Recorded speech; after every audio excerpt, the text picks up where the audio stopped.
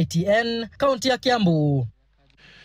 Tuelekee Pokot Magharibi ambapo hali ya wasiwasi inazidi kutanda katika kijiji cha Songoke eneo la Kesei katika kaunti ndogo ya Pokot Magharibi baada ya kundi la watu wanaoshukiwa kuwa majangili kutoka katika kaunti jirani ya Turkana kumvamia mchungaji wa mifugo Komole Siwa Teremoi na kumpiga risasi. Familia ya mwathiriwa inalilia haki ikiomba serikali kuingilia kati na kuongeza askari wa akiba zaidi katika eneo hilo. Catherine Imuraget na kina cha taarifa hii.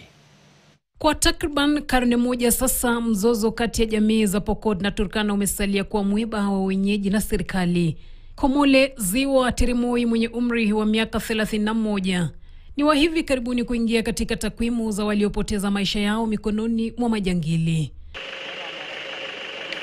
Kulingana na chifu wa Ombolion Joseph Korkimul aliyezuru eneo la tukio mara tu baada ya kufahamishwa, anasema majangili hao walikuwa wamejipanga katika vikundi kadhaa na kujiweka kando ya barabara inayounganisha Takwel na Songok. Kwa hii mwezi tumepoteza watu 2-3 ambaye ameambushiwa tu namna hii na kulimwa na kwenda, hata akiwa na mifugo analimwa na kuwacha mifugo.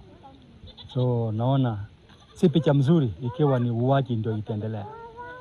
Familia inasema marehemu alikuwa tegemeo na kifo chake ni pigo kubwa sio tu kwa familia bali pia kwa safari ya kielimu ya ndugu zake. Nimehisi uchungu sana kwa kunipiga brada yangu mdogo. Kitambo babangu alikufa. Sasa nikategemea yeye ndiye alikuwa ananilipia school fees.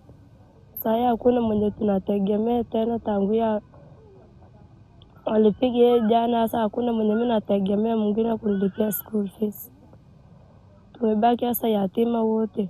Evelyn Shitandi, mwanaharakati aliyetembelea familia ya marehemu, anasema ukosefu wa usalama umelemaza maendeleo eneo hilo na kuwatia hofu wawekezaji.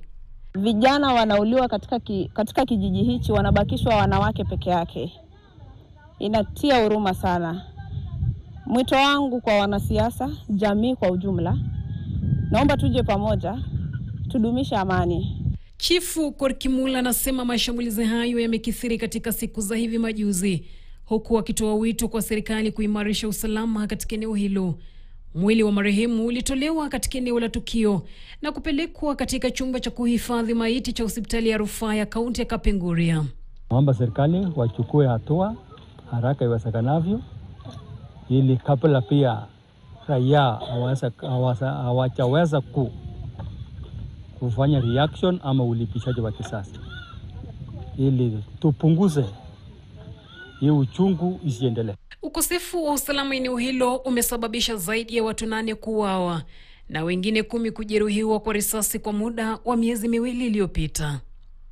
Catherine Imuraget, KTN.